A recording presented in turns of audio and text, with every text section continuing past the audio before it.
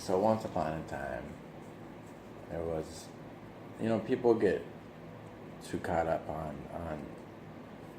on things that don't even matter, dude. Like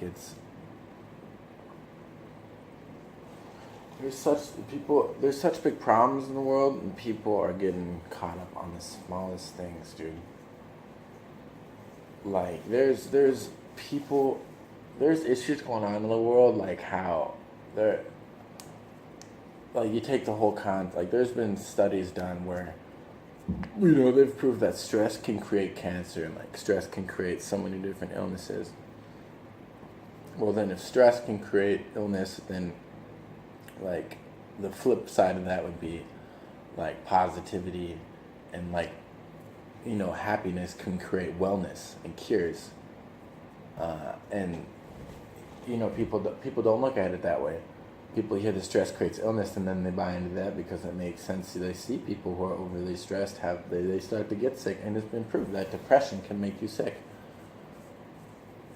But then people don't really look at the other side of the coin of like happiness can cure you.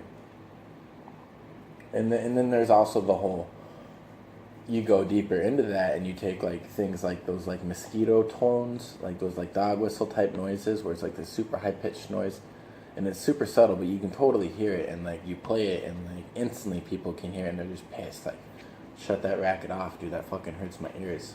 Like it's super agitating. And so you can take noises that agitate you just right off the bat tremendously. Well, then on the flip side of that would mean that there's noises that can like uplift you and benefit you like exponentially. There's two sides to the sword here. And then so people don't look at that aspect though. So like if there's noises that can like bring you down, there's got to be noises that can lift you up.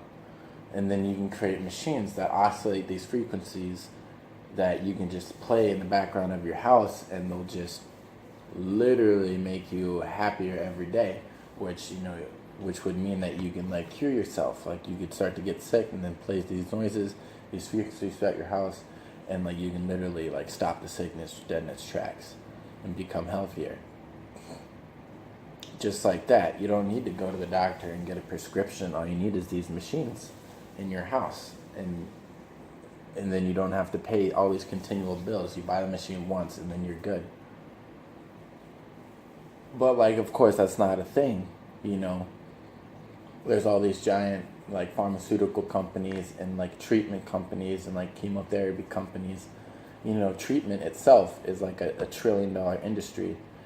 Cures you're cured once and then you're good. You're not sick anymore. It's like a one and done thing. You can buy an expensive cure, but then you don't need it anymore. But treatments, you buy it and you continually buy it. The industry of symptom curing is a lot more profitable than illness curing. And so you got to think, like, if money makes the world go round, then if this is a $1 trillion industry, the people who are making billions on this are obviously not going to want to stop making billions.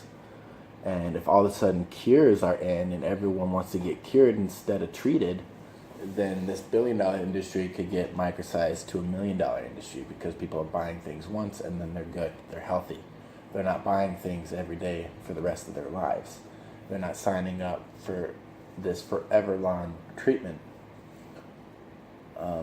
And so now your industry's crushed, your money's crushed, your revenue's crushed, and so if you got a lot of money and you see the potential of losing a lot of that money, you're going to do everything you can to make sure that your money stays the same and people don't take it and you don't get crushed financially in this wave. And so what are you going to do? Well, that as long as people don't know about these cures, no one's going to buy them because no one even knows that they exist. So you're gonna do everything you can with your money to try to prevent from people knowing about this. So what are you gonna do? Well, you can group together with other people who own lots of things, and you can kind of conglomerate. You can get people to buy out all the media industries. Disney owns like so many of the things like CNN, Fox, ABC, CBS, and you don't think for a second that if one person owns all the media companies, then they pretty much control what's on all the news stations. And modern day America, a lot of people get a lot of their news from the news stations, and So if you don't ever let the news stations talk about these cures, then chances are no one's going to know about them. So you get that on the wraps real quick, and now you have a pretty strong hold on whether these cures get out. And you got to look at how a lot of these universities are funded by organizations. You know, there's all the time people like these Cambridge studies or these Harvard studies are funded by a certain organization. You know, scientists aren't rich. They need money to do this research, especially if they need heavy equipment or just very specific scientific instruments to do these experiments. Then it's going to take a lot of money that they don't have, so they need funding. And so if you fund these experiments, then, you know, obviously sometimes the scientists are going to do things your way because they're paying for it. And if you can like get a controlled, biased group and experiment on this group,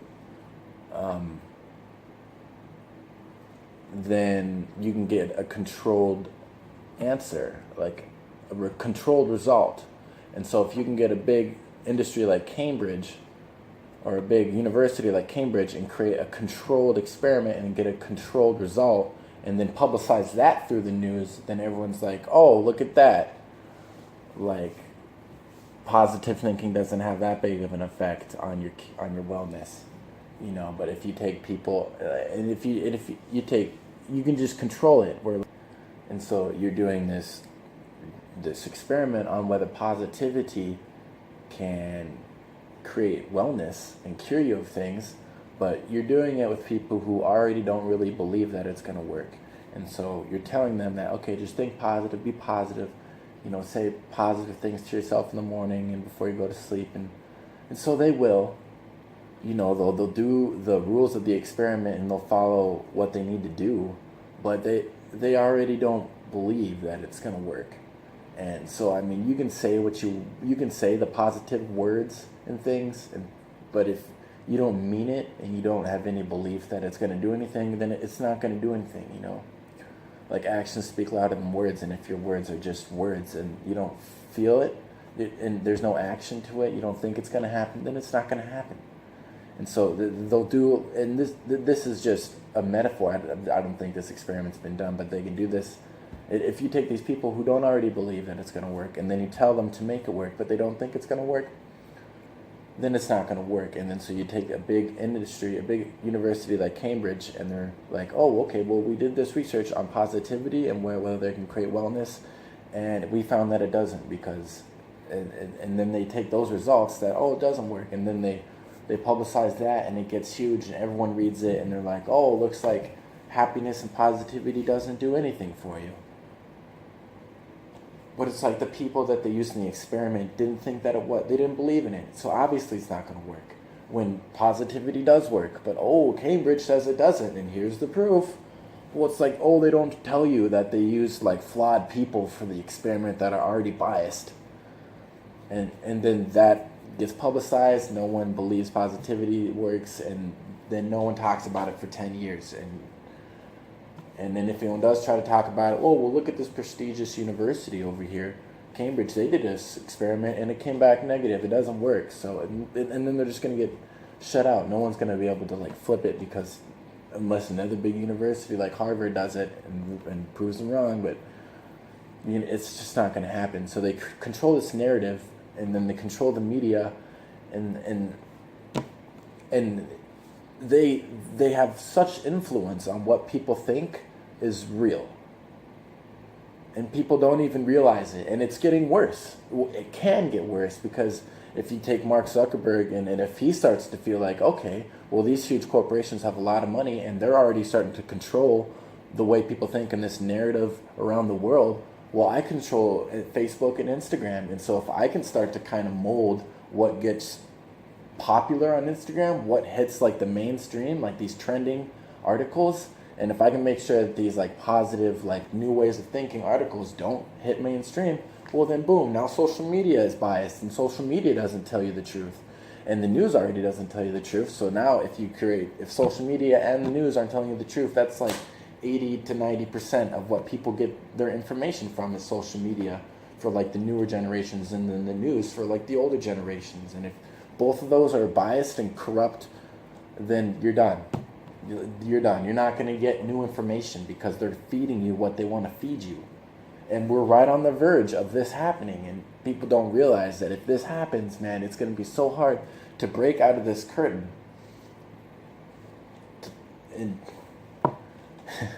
these are the real problems. This is a real issue, and we have a very limited amount of time to stop this from happening.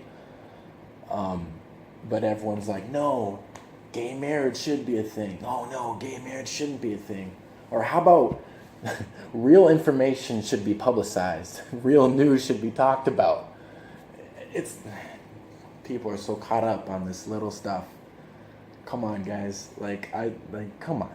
Wake up a little bit. We got big issues. No one cares. No one knows. Stop fighting the little fights, dude. What would the founding fathers do? They would fight and fight for this, dude. But no. Come on, guys. Let's pull it together.